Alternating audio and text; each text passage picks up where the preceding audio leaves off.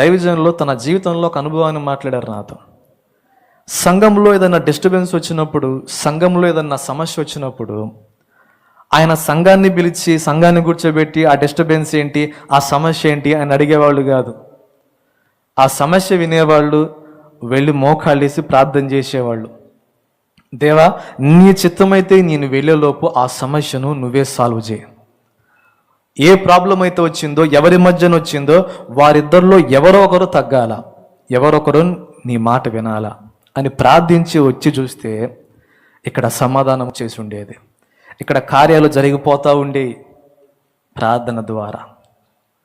కానీ ఈరోజు క్రైస్తవ్యంలోనికి కూడా లోకపు పోకడలు వచ్చినాయి.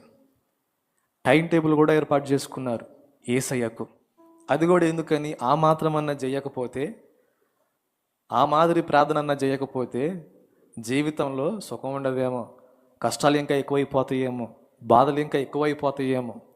చాలామంది క్రైస్తవ సమాజంలో పెక్కు శాతం సమస్యలు వస్తాయనే భయంతోనే ప్రార్థన చేస్తారు. కానీ అసలు ప్రార్థన అనేది ఎందుకు చేయాలి, ప్రార్థన వల్ల ఉపయోగాలు ఏంటివి అని గ్రహించేవాళ్ళు చాలా కొద్దిమంది. ఈరోజు ప్రార్థన చేసుకోడు భక్తుడు, పనికి వెళ్తాడు, లేకపోతే ఏదో ఒక ప్రాంతానికి వెళ్తాడు, ఏదో దెబ్బతింటాడు.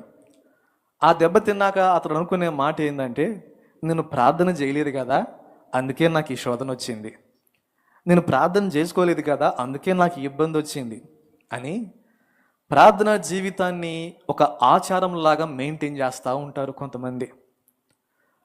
అది పరిశుద్ధాత్మకు కొంచెం బాధ పెట్టే విషయమే.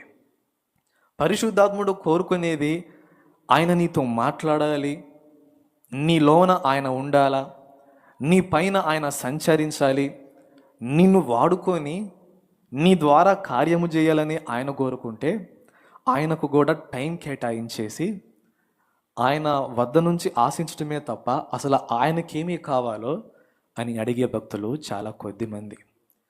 లైవ్లో ఉన్నవాళ్ళు కావచ్చు, జూమ్లో ఉన్నవాళ్ళు కావచ్చు, ప్రతి ఒక్కరి మనస్సులో ఉండే ఆలోచన ఇదే. ప్రార్థన చేసుకోకపోతే ఏదో ఒక శోధన వచ్చింది. ప్రార్థన అనే దాన్ని ప్రాముఖ్య పీఠం అనేది నేడు క్రైస్తవ సమాజం వేయట్లా. కనీసం వాక్యానికి ఇచ్చిన టైంలో కొంత భాగమైనా సరే ప్రార్థనకు ఇవ్వడు భక్తుడు. ఎందుకని? ప్రార్థన అనగానే ఎక్కడ లేని నీరసం, ఎక్కడ లేని నిరుత్సాహం. ఇప్పుడు చేయటం అవసరం అంటారా? ఈ టైంలో చేయటం అవసరం అంటారా?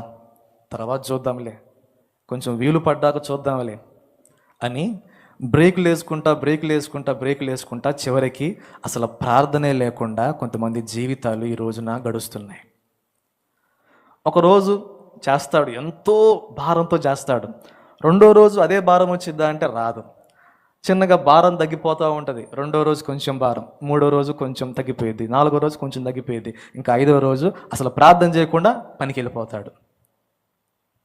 అది వాస్తవానికి ఒక క్రైస్తవునికి కావచ్చు, సేవకుని కావచ్చు నష్టం.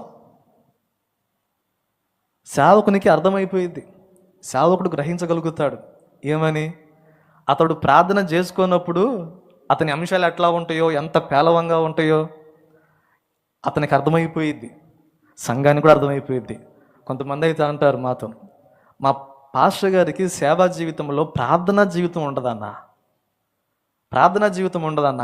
వస్తాడు, ఆడ కూర్చుంటాడు, బైబిల్ తీస్తాడు, ఏదో 4 ముక్కలు చదువుతాడు, వాక్యం చెప్తాడు, వెళ్ళిపోతాడు.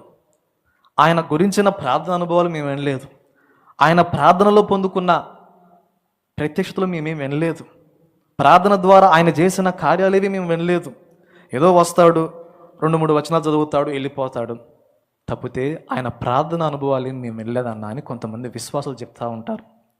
అంటే విశ్వాసి గ్రహిస్తాడు సేవకుడిని, ఇతని ప్రార్థనా జీవితం ఏంటి, ఇతని ప్రార్థన అనుభవం ఏంటి, ఇతని ప్రార్థన ద్వారా జరిగిన కార్యాలేంటి అని గ్రహిస్తాడు విశ్వాసి. కానీ ఆ విషయాన్ని పక్కన పెట్టేసి వాక్యం మీదనే శ్రద్ధ పెడతాడు భక్తుడు. వాక్యం బాగా చెప్పాలా, అర్థమయ్యేలా చెప్పాలా, క్లారిటీగా చెప్పాలా, మంచి మంచి పాయింట్స్ తీసుకొని చెప్పాలా. కానీ ఆ వాక్యం అంతా వాళ్ళ హృదయాల్లోకి వెళ్ళటానికి కార్యము చేసే ప్రార్థనను మాత్రం చాలా తక్కువ టైం తీసుకుంటాడు, తక్కువసేపు చేస్తాడు. ఫ్లెషర్ అనే దైవజనుడు ఆయనకి ప్రసంగ సామ్రాట్ అనే ఒక బిరుదుని అంకితం చేశారు. ఏం పేరండి? ప్రసంగ సామ్రాట్ ఫ్లెచ్చర్ అనే దైవజనుడు. ఆయన శిష్య బృందం వెళ్ళి ఆయన అడుగుతారు, పాస్టర్ గారు మీరు ఎంత బాగా వాక్యం చెప్తున్నారు కదా, అసలు మీరు చెప్తే చిన్న పిల్లలు కూడా శ్రద్ధగా వింటున్నారు, ఇంత స్పష్టంగా మాట్లాడుతున్నారు, మీరు వాక్యం చెప్పటం అయిపోగానే పాపులు సైతం పశ్చాత్తాపడి వాళ్ళ గుండెలు బాదుకుంటూ వాళ్ళు రక్షణ పొందుతున్నారు, ఆత్మీయులు కూడా వారి లోపాలు సరి చేసుకుంటున్నారు, మళ్ళీ మీరు చెప్పేది గంట వాక్యమే, ఈ గంట వాక్యంలో అసలు ఇంత కార్యం ఎట్లా జరుగుతుందయ్యా? ఏంటి మీ రహస్యం ఏంటి? ఎంత టైం కేటాయిస్తారు మీరు వాక్య ధ్యానానికి? ఒక అంశానికి ఎంత టైం కేటాయిస్తారు అని అడిగితే ఆయన చిరు నవ్వు నవ్వి వాళ్ళందరినీ ఆయన గదిలోకి తీసుకొని వెళ్ళి మోకాళ్ళు వేశాడు. రండి నాయన కూర్చోండి చెప్తానన్నాడు.